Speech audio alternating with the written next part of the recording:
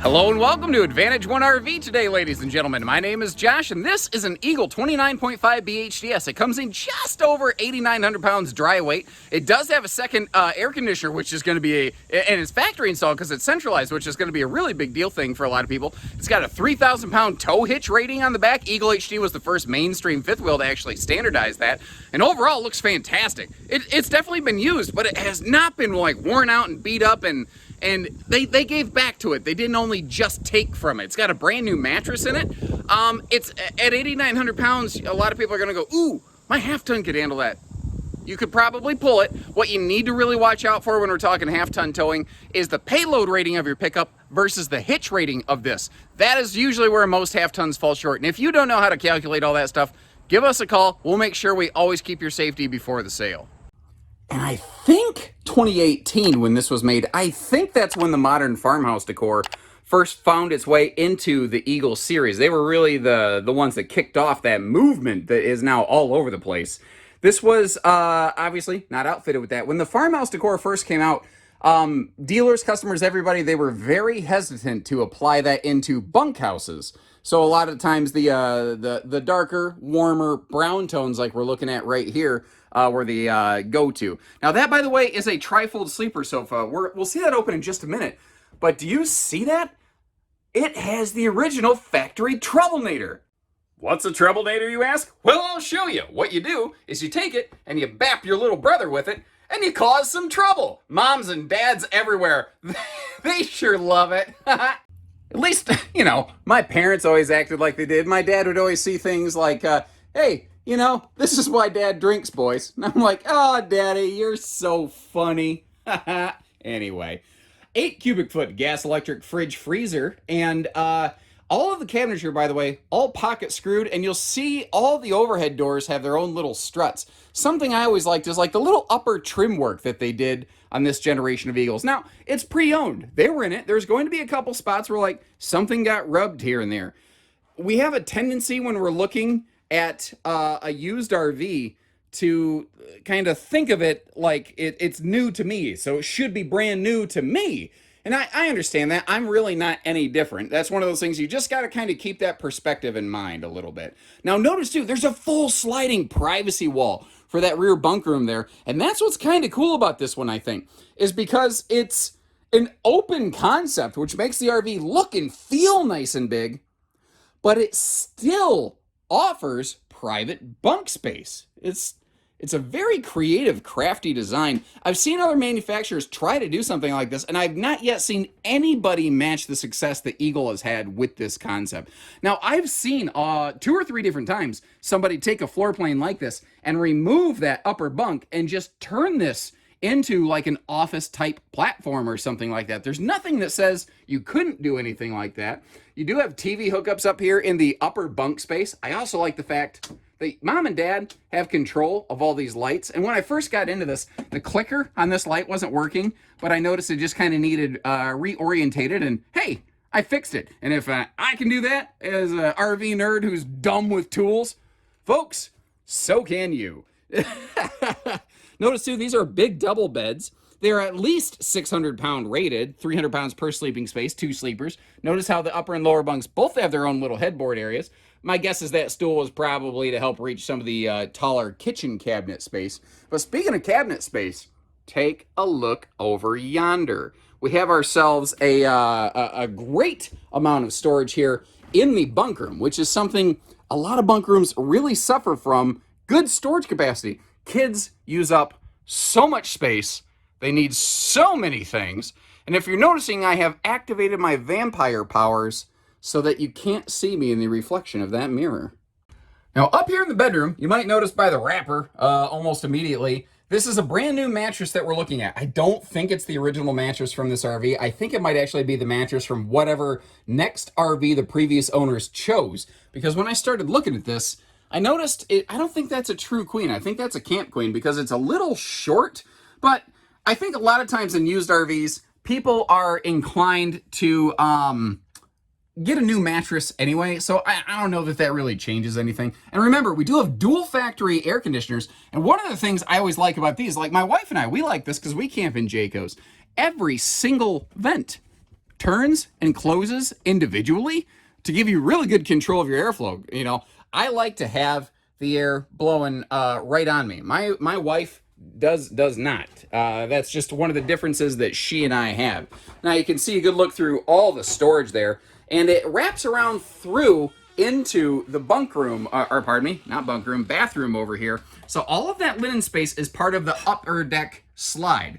Now remember, you do have a sliding privacy door over here. If you don't want that to be slidable, that's not a word, but now it is, just get a little U-latch and just kind of bracket it against the wall. Just remember, you got to undo it before you go closing that slide out. And that slide would probably rip a U-latch out of the wall anyway. Now, interesting thing here. First of all, look at how thick the roof of these are. Jayco still does something similar to this in their Eagle series. They just don't use this exact vent. And I kind of miss it because it showed you more easily exactly how big and thick that roof is. And it's insulation packed the entire time.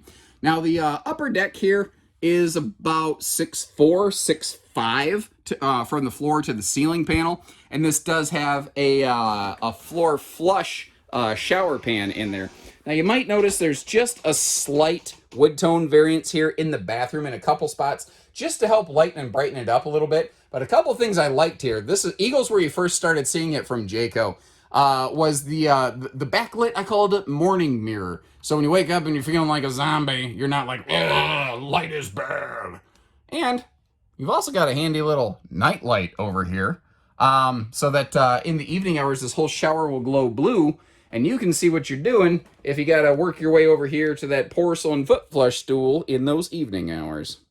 Now, starting back here at the entry door with the slides closed, right behind us is the bedroom and bathroom. Obviously, with the hallway right there, I guess to put it less flowery, whatever, yeah. You've got nap and crap access pretty darn easily. But down here in the living room, if we flip the camera around, when that slide closes, it does get a little tricky to access the bunks in the back there. Now, one of the cool things here is that this is a rack and pinion slide. More on that in just a second. One thing I want to point out, I didn't do here because I'm just doing this for quick demonstrational purposes. When you're traveling, you should have that table in the down sleeper position.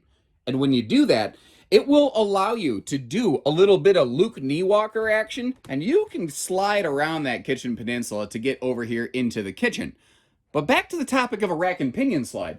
One of the benefits of a rack and pinion slide is that if you need to nudge it out just a little bit, if you need just enough room to slide back there and put all the kids' stuff, put all the kids' clothes, or unpack the kids' clothes when you get home or something like that, you only need to bump it like 6 inches.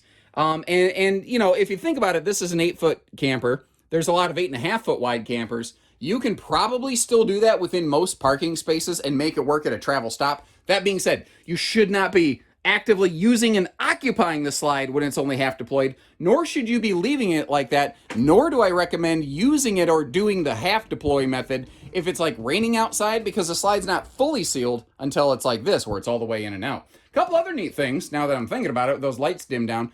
These have dimmer lights, and they have positional memory, which is actually very cool. And if my camera works funny, my right arm that's holding the camera is getting attacked by a housefly right now, and it's like really bothering me. And one other neat thing here, the RV does have a remote control system. Let's see if this is the default pin code or if they reprogram. Ha-ha! Still the 4 zeros. But this is kind of the predecessor to In Command. So like our slide outs, our awning, the stabilizers, the front jacks, you can do all that stuff remotely. And where that's cool, like you can be in the truck and you can lower and raise the nose of this RV with this remote control for hitching purposes so that you don't necessarily need a person on the ground, which is cool. Or if you're not sure if that slide out's going to open or close without crushing something, you could grab the remote control right here and you can operate that thing remotely from the inside, from the outside, whatever you need to do. And the exterior color on this always kind of played tricks with my eyes because like sometimes it looks silver, but you sit it next to a silver skin RV and it's not silver. So you're thinking, okay, so it's beige. So you sit it next to a beige skin RV and it's not that. The best way I think I've ever found to describe it is grayish. It's some weird in-betweener. That is a shock dampening pin box, like something off of a North Point or Pinnacle, by the way. That in conjunction with the MORride suspension on this, this is going to be one nice, comfortable, easy ride and handling kind of RV, obviously assuming you have the a vehicle with the proper specs to begin with. Here in our pass-through area, there are outside TV hookups, and there's motion lights on both sides of the pass-through, which is a simple, small, stupid thing to talk about, but it's baffling how rarely other manufacturers seem to do that. Now, the RV has gone through 0 to 100 degree testing. Jayco's Eagle series, even these HTs, have been successful in that testing for a number of years. You might have noticed the speakers are down low where they're not going to blow the neighbors away with your freedom rock, brother. Or what do you listen to? When you're on your campsite, what's your go-to either group, song, playlist, genre? Let me know. I'm always curious. You see down here the Goodyear Endurance radials, that MORryde suspension. You might have noticed too, this is made before they started putting stable steps on these, but it is stable step capable. But I know there's a lot of people still looking for those old fold-out style steps right there, just because there's sometimes at certain campsites or at storage facilities, you have a hard time with those bigger stable steps. Now remember with the bunk arrangement, they had to get real creative with this outdoor camp kitchen, but it works. Behind the entertainment center is where the big fridge and that extra shelving space over here. And when I look at an RV, I'm like, okay, if my family's camping in this today, we're moving in. That's where I'm putting all my picnic table like stuff. You know what I mean? Also, so many people never use the outside cookers on RVs. Folks used it. That thing they've cooked some burgers and brats and I don't know what else, but they've done some cooking. That is an all galvanized rolled steel counter. Another thing I like to point out is how low that counter is to the ground. It's at like a normal countertop height because it's not mounted into a slide out. It doesn't have to be way up in your face at chest level. And if you want to add a TV, previous owners actually looks like they have done that at one point. And you can see the little screw holes there. There are TV hookups above in case you're curious. You could always just add some outdoor accent lighting. You know, there's little USB plugs and household plugs around the corner in there if you want to bring out a little Bluetooth speaker instead of using the RV's speakers. Or maybe you want separate inside-outside entertainment. Maybe somebody's watching something inside, but you want to listen to different music outside. You know, I tell you, most of the time I bring a portable Bluetooth speaker with me. I don't usually use the RV speakers that much anymore. Again, this is a towing hitch. It's a factory 3,000-pound towing hitch. You see the safety chain hooks. There is a 4-way wiring harness in there. And how about this cool little pass-through storage compartment right here? This is what's actually under that elevated bunk room platform, just in case you're curious there. The RV, I haven't gotten around this side of it yet. It occurs to me you may not have noticed. It actually does have the slide awning toppers added to it for a little bit of extra protection right there. I think it's about high time we got up high on the roof of that thing. Now I realize I failed to mention it. This RV does have all power jacks. It's got power front leveling jacks, power rear stabilizers, so there's no manual cranking involved. The roof looks about how I expected it to look, which is pretty good. I see where the folks were doing their preventative TLC. Now one of the things we're looking at here, that's a roof solar prep plug. Jayco's fifth wheels were years ahead of everybody else on roof solar prepping stuff. There's a little charge controller point right next to the command center on the inside. Pretty much everything up here, I see where they were doing some touch-up beads, which is great. They were very on top of it and proactive with their TLC. I don't think... Only thing I'm wondering, they might have snagged a tree branch or something here, but it's rock solid under it. And this is all plywood decking, not OSB, by the way. Ooh, what did I notice over here just now? I was just about to stop breathing. Yeah, little touch up a non-sag right there wouldn't be a bad idea, but it looks like it's the type of thing the folks were on top of regularly. You can see from the rest of the seals, they probably just hadn't got to that yet. Something I just stumbled into though is it appears the previous owners took the propane tanks, and I'm using the force to close that. Either that or this RV is haunted by, I don't know, Grandpa Gus, I'm not sure. But for whatever reason, previous owners kept their propane tanks. They're not included with this RV. This is a pre-owned as-is type purchase, basically. And we're selling it on consignment. We're just kind of connecting a buyer and a seller together, and we're acting as an advertising agent. And we're kind of acting as a medium between the two parties. My job, though, is I want to always make sure that you are given the most information and fairly informed as to the condition, the equipment, the whatever's on this RV or whatever's not on this RV, so you can make a fair and more educated decision. Bro, seriously, bro. I'd camp that. this is the kind of thing, if I were in a fifth wheel today with my family, I've got one 11-year-old, we were one and done, she likes to bring a friend, this would be absolutely ideal for my family right here. But I'm not the one buying it. You might be. If you have any other questions, give our team a call. Subscribe if you haven't. Know that we'll always shoot you straight, pointing out the good, the bad, the ugly, with everything in between. And when you're ready, we're ready. At Advantage One RV, we can do trades, financing, all that. You need hitching, we do all that stuff. Just give us a call. We'll make sure, and just like the towing advisory, we'll make sure we keep your family safe first, because if this isn't the right one, I'm sure we can find something else for you, but we're not going to make a quick buck off you and leave your family stranded on the side of the road in an unsafe situation. So if that sounds good, we're here. We're ready. Take care, stay safe, have fun, and have an A1 day, everyone.